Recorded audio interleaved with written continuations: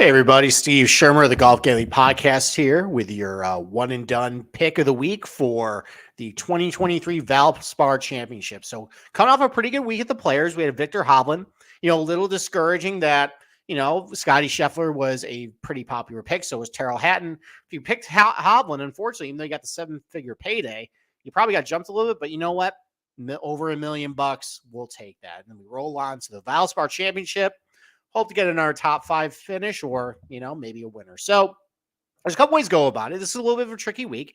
You had a weak field. You have a difficult golf course, and you got some weather where we saw last week where weather kind of knocked a couple contenders out unexpectedly. So you never know what's really going to happen. But, you think about the Innisbrook, rewards really solid ball striking. It's a little bit hit or miss depending on if a guy is a good putter or not. So that kind of is a little bit about what I'm going with this week for one and done. So let's go with some honorable mentions first. So, if you do want to use a big name, I think burning Justin Thomas this week might be okay for you. Look, like maybe some people have had fatigue about JT. I know I almost have had him. Maybe I'm actually reached that point. But listen, he's still hitting the ball pretty well tee to green. We've seen this blueprint work before where guys who've been struggling with their putter go to Innisbrook, and when they've been striking the ball well, they just do well there. And it shows. I mean, this is a good golf course for Justin Thomas in the past. He's got a top 10 finish last year at this event, actually a third place finish. He's been pretty good at places like Sawgrass and TPC Southwind. There's a little bit of crossover between guys who do well there and Innisbrook. So, listen, he's not dead. The ball striking is still pretty good. He's not hitting his irons quite as good as what he was. But if you want to use Justin Thomas this week, favorites have been winning, even though we got Kitayama at Bay Hill. The top of the board is still hitting. And if you think Justin, top of the board is going to hit again, use Justin Thomas for your one and done pick. Or if you want to go a little bit off the wall, you can go Davis Riley. He played very well last year. He lost in a playoff. This kind of started a little bit of a nice little run for him, pretty much all the way through the PGA Championship in May.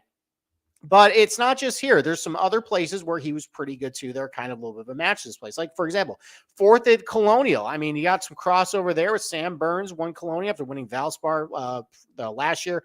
4th at for Davis Riley. That's a golf course where the driver gets taken out of your hands. It's pretty narrow.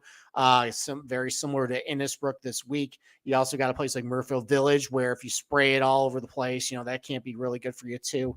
Despite what my co-host says, actually he's been gaining a lot of fairways lately. He's been driving it pretty well. Up until last week, the iron play was pretty good for him too. Got caught in pretty bad weather conditions in round 2, but he played pretty well in round 1. I think he can bounce back this week. But my official pick, that's going to be Tommy Fleetwood.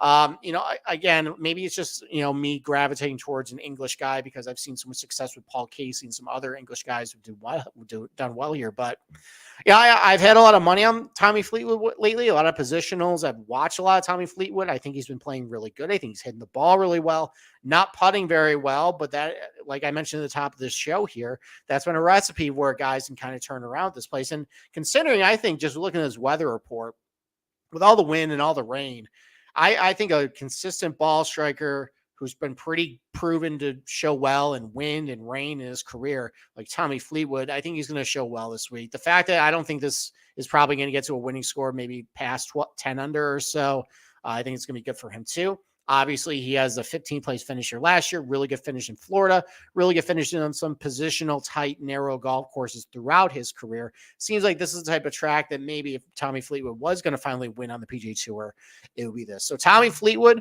my official one and done pick.